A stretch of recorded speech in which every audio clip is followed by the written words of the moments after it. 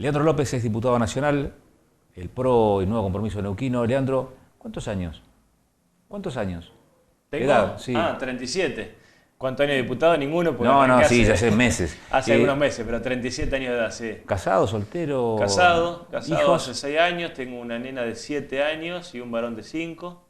Así que bueno, ya la familia va creciendo. Me imagino que habrá cambiado las rutinas familiares después de Sí. a partir de esta función. Sí, porque viajamos bastante. Bueno, los martes me voy a Buenos Aires temprano, vuelvo los jueves. En general esa es la rutina, así que bueno, estamos adaptándonos, pero contentos con el nuevo rol. ¿Y cómo se adapta, digamos, el argentino a la nueva realidad que les toca vivir? Digo, porque en el plano económico es un cambio importante, Sí. porque en el plano político también es un cambio importante, pero en lo económico impacta fuertemente en el bolsillo de las familias argentinas.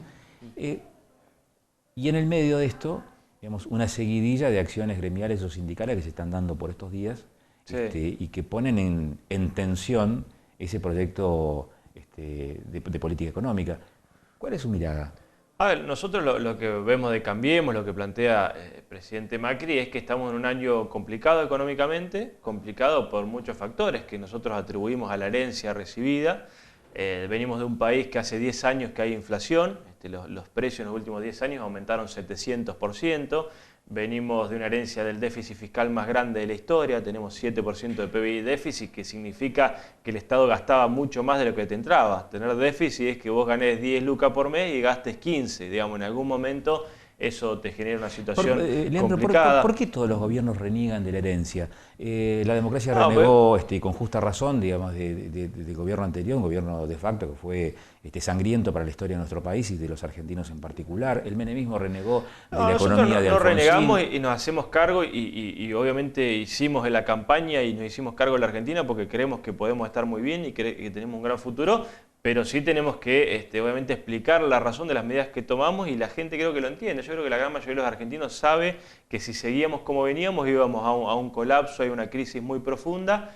Revertimos la tendencia, creo que hoy la economía hemos sacado un montón de cepos y de trabas. Hace 4 años que la economía argentina no crecía, no generaba empleo, ahora se han dado un montón de condiciones. Sacamos el cepo, unificamos tipo de cambio, se eliminaron retenciones, se arregló con los holdouts. Vos fíjate, en 5 meses un montón de cosas que afectaban la actividad económica se están despejando todas esas incertidumbres, pero también sabemos que no hay la cantidad de dinero que nos gustaría, hay muchas deudas sin pagar, el gasto del Estado estaba desbocado y se había generado inflación porque se le daba la maquinita, digamos.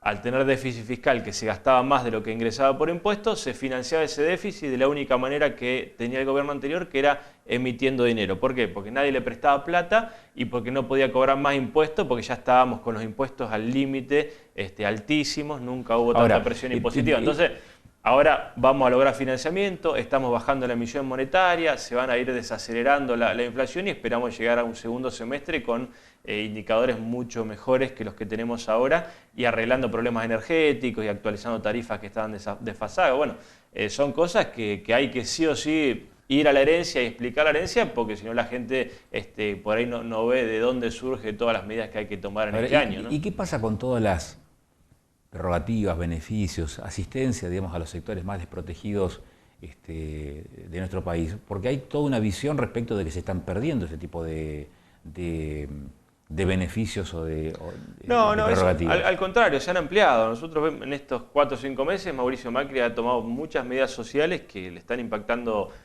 favorablemente en el bolsillo de la gente, sobre todo los más necesitados. La semana pasada anunciamos la ampliación de la asignación universal por hijo. Antes no la recibían los monotributistas, ahora sí, los que cobran hasta 15.000 o facturan hasta 15.000 por mes van a tener asignación universal. Se le devuelve el IVA a alimentos a los que tienen asignación universal y a los jubilados que cobran la mínima. Se dio 500 pesos por única vez a los de la mínima de jubilados. El subsidio por desempleo estaba en 400 pesos, lo llevamos a 3.000. Hacía 6 años que no se actualizaba ese monto, de 400 a 3.000. Un montón de medidas se están tomando, pero también siempre con la lógica de la frazada corta. Tenemos escasez presupuestaria, tenemos déficit fiscal, le estamos dando medidas sociales, pero 30.000 millones de pesos no sale solamente estas medidas. Y claro, y la plata no alcanza porque tenemos que ir tapando otros agujeros, pero bueno, en lo que podemos se trata de ayudar a la gente más vulnerable. En lo político, este gobierno aparece, digamos, desde la mirada, sobre todo los sectores de la oposición, como más aliado, vinculado, asociado al sector del capital, al sector empresarial, al sector generador de empleo, digamos, a la actividad privada. Cuando la gestión anterior, la herencia, se lo veía más vinculado a los sectores del trabajo, a los sectores del empleo y a los sectores más desprotegidos económicamente. Eso formó parte del relato. Yo creo que el kirchnerismo trató de instalar que ellos se ocupaban y ayudaban a los más vulnerables, pero lo cierto es que estadísticamente dejaron 12 millones de pobres. La pobreza que había cuando asume el kirchnerismo siguió estando 12 años después. No bajaron ni un solo punto la cantidad de pobres en la Argentina. Con un agravante, Agustín, ellos tuvieron la mayor cantidad de dinero que ningún gobierno ha tenido en la historia de la Argentina. Tuvieron 700.000 millones de dólares más que en la década del 90. 700.000 millones de dólares, para que la gente tome dimensión, son más o menos 12 autopistas desde La Quiaca hasta Tierra del Fuego. Fíjate vos, del norte hasta el sur de la Argentina puede hacer 12 autopistas una al lado de la otra con esa cantidad de guita. Que se malgastó, que se fue, que no quedó nada, y hoy vos vas a cualquier barrio de la Argentina y no tiene cloaca, no tiene agua, no hay vivienda, la gente vive en condiciones insalubres, la educación fue para atrás, el narcotráfico creció, en las villas miserias el Paco y los narcos dominan y el Estado se ausentó, creció la inseguridad, digamos, un montón de indicadores sociales fueron para atrás, a pesar de que ellos tenían el discurso y el relato de que ellos se ocupaban de esas cuestiones. Lo cierto es que no lo hicieron y que nosotros creemos que la mejor mecánica social y la mejor herramienta social es generar empleo para que la gente salga a la pobreza. No alcanza con el subsidio hay que darlo porque es un paliativo, pero queremos generar trabajo en serio, que haya inversión, que haya actividad económica y que la gente pueda prosperar con un trabajo y que no dependa siempre de una ayuda del Estado, ¿no? Leandro, en el plano económico, que buena parte parece estar centrada la mirada allí, digamos, en la definición de políticas económicas para el país. Lo que se habla a partir de esta gestión del macrismo es la reinserción de Argentina en el primer mundo o en determinados sectores, o digamos una inserción en el mundo mucho más amplia, sí, que trascienda a 4 o 5 aliados que tenía la gestión anterior a nivel internacional. Ahora bien, la salida del default implica también acceder al crédito, al financiamiento, y sin lugar a dudas es una mirada optimista. Ahora, la historia nos dice que el endeudamiento en la Argentina nunca ha seguido los mejores derroteros. Ha tenido historias muy dramáticas. Pero porque el problema de la Argentina, para mí económicamente histórico, vos mirás para atrás la historia de nuestras crisis, tiene que ver con el déficit fiscal. Cuando el Estado gasta más de lo que le ingresa. Y ese déficit fiscal se financió de diferentes maneras. Como gastaban más, ¿qué hacían? Emitían el billete, que es lo que hacía el Banco Central, y generaba inflación.